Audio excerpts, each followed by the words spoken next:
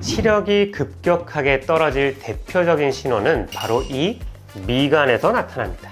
미간을 자세히 보시면 시력 저하 여부를 대략적으로 확인할 수 있는데요. 책이나 TV 등을 볼 때 미간이 깊게 파인다는 것은 눈을 찡그린다는 뜻이고, 이건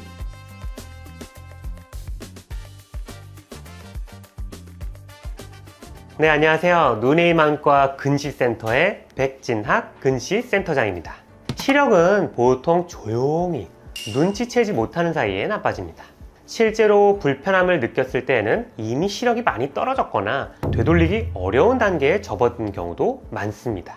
특히 아이들의 근시는 생각보다 빠르게 진행되기 때문에 부모님이 봐도 증상을 놓치기 쉽습니다.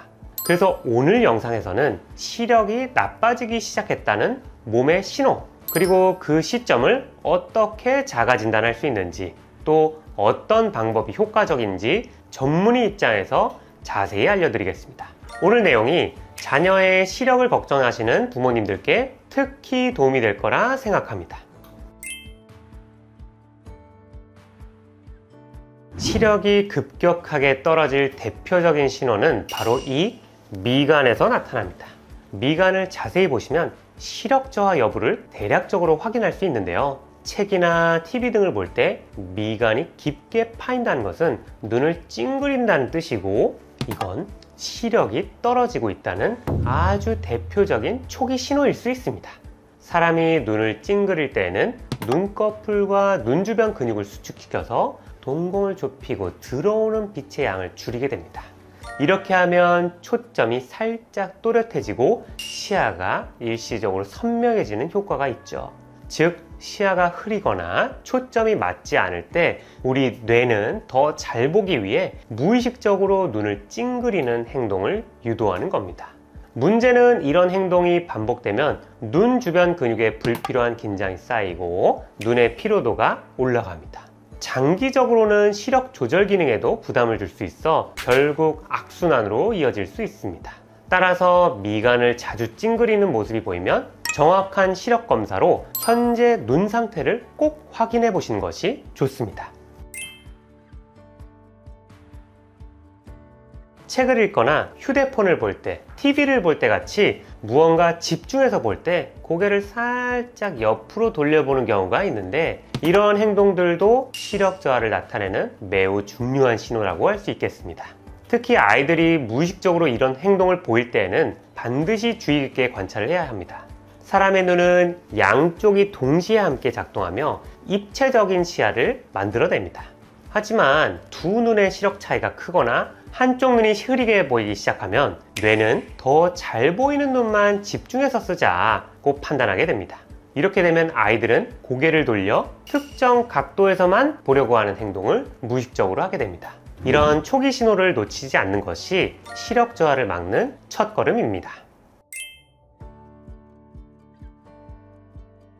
아이들의 경우 본인의 시력 상태를 정확히 말로 표현하는 게 쉽지 않습니다. 잘 안 보이는지, 시야가 흐릿해졌는지, 한쪽 눈만 불편한지, 눈이 쉽게 피로해지는지 등 불편함을 느끼면서도 표현하지 못하고 지나가는 경우가 많기 때문에 작은 행동 변화나 습관 등을 통해 아이들의 시력 저하 신호를 빨리 알아차리는 것이 매우 중요합니다. 시력 저하 신호는 단순히 불편함을 넘어서 이미 눈의 구조적 변화가 시작되었다는 몸의 경고일 수 있습니다. 이 신호를 놓치고 적절한 시기에 대응하지 않으면 근시 진행 속도가 빨라지거나 더 큰 시력 문제로 이어질 수 있습니다. 초기에 발견해서 관리하는 것이 무엇보다 중요합니다. 시력 저하 초기 증상들을 무시하거나 방치할 경우 시간이 갈수록 문제는 더 복잡해지고 되돌리기 어려워질 수 있습니다. 가장 대표적인 문제는 바로 약시입니다. 약시란 말 그대로 시력이 약하다는 것을 의미합니다. 안구나 신경계통에 특별한 이상이 없음에도 안경이나 렌즈를 착용해도 시력이 정상으로 교정되지 않는 상태를 의미하는데요. 어린 시절 시력 발달 과정에서 한쪽 눈의 시력이 충분히 자라지 못하면 뇌가 해당 눈의 흐릿한 영상 정보를 차단하기 시작합니다. 이렇게 되면 해당 눈에 시각 신경 발달이 멈추고 결국 안경이나 렌즈를 써도 시력을 정상으로 교정할 수 없는 비가역적 시력 손실, 즉 약시가 발생하게 됩니다. 특히 약시는 만 10살 이전 시각 발달이 활발한 시기에 적극적으로 발견하고 치료하지 않으면 되돌리기 어렵습니다. 또한 두 눈 시력에 차이가 생기면서 입체 시력이 떨어지고 거리 판단 능력에도 영향을 미칩니다. 이건 단순히 잘 보이지 않는 정도가 아니라 아이들의 운동 능력 저하, 공간 인지력 부족, 계단에서의 실수 등 실생활에 영향을 줄 수 있습니다. 한쪽 눈만 사용하는 습관, 눈을 찡그리는 습관 등은 아이의 시력 이상을 알리는 뇌와 눈의 SOS 신호입니다. 이런 신호를 놓치지 않고 조기에 정확한 검사와 진료를 받는 것이 평생 건강한 시력을 지키는 가장 기본적인 출발점입니다. 어린이에게 시력 저하 신호가 나타났다면 단순히 안경을 맞추는 것에서 끝나는 것이 아니라 근시 진행을 적극적으로 관리하는 것이 매우 중요합니다. 그중 하나의 효과적인 방법이 바로 드림렌즈, 즉 수면 중에 착용하는 특수 하드렌즈입니다. 드림렌즈는 잠자는 동안 각막을 부드럽게 눌러서 시력을 일시적으로 교정해주면서 아침에 렌즈를 빼면 낮 시간 동안 비교적 또렷한 시력을 유지할 수 있습니다. 이러한 특징 덕분에 드림렌즈는 시력이 급격히 변하는 성장기 아이들에게 특히 권장되며 적절한 시기에 시작하면 고도 근시로 진행되는 것을 줄이고 장기적으로 눈 건강을 지키는 데 도움이 될 수 있습니다. 안경은 낮 시간 동안 착용하면서 이 흐릿한 상을 망막에 정확하게 맺히도록 돕는 시력 보조 도구입니다. 이미 나빠진 시력을 보완해주는 역할을 하지만 근본적인 시력 저하의 원인이나 진행을 막는 효과는 전혀 없습니다. 특히 아이들의 경우 근시가 진행되는 동안 안경 도수만 높여가는 것은 근본적인 해결이 아니라 일시적인 보완에 불과하죠. 반면 드림렌즈는 시력 저하 진행 자체를 조절합니다.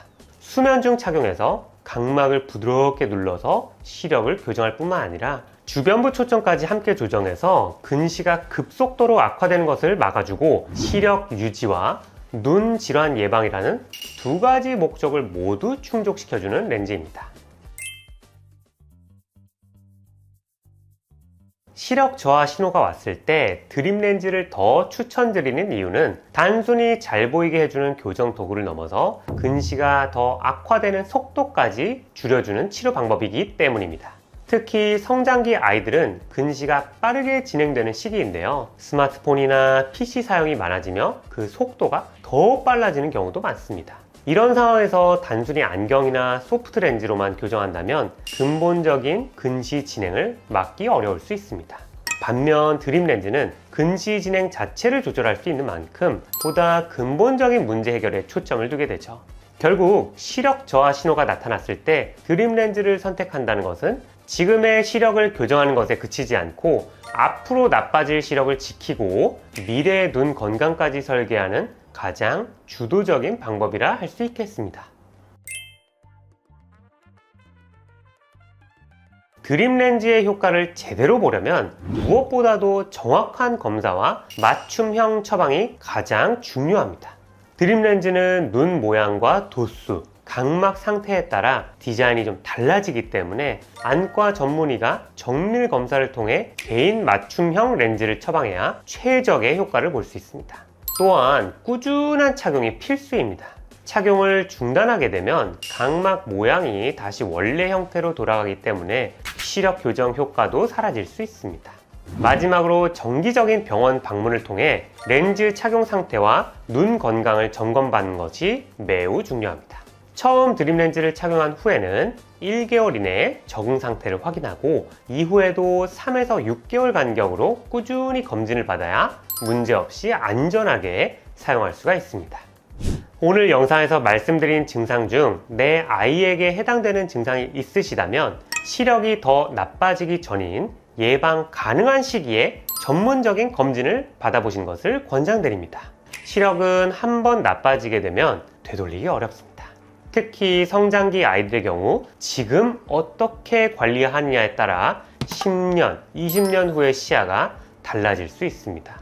안과 전문의로서 제가 오늘 드린 내용이 여러분께 좋은 기준이 되었길 바랍니다. 지금까지 눈의 힘 안과 근시센터의 백진학 근시센터장이었습니다. 감사합니다.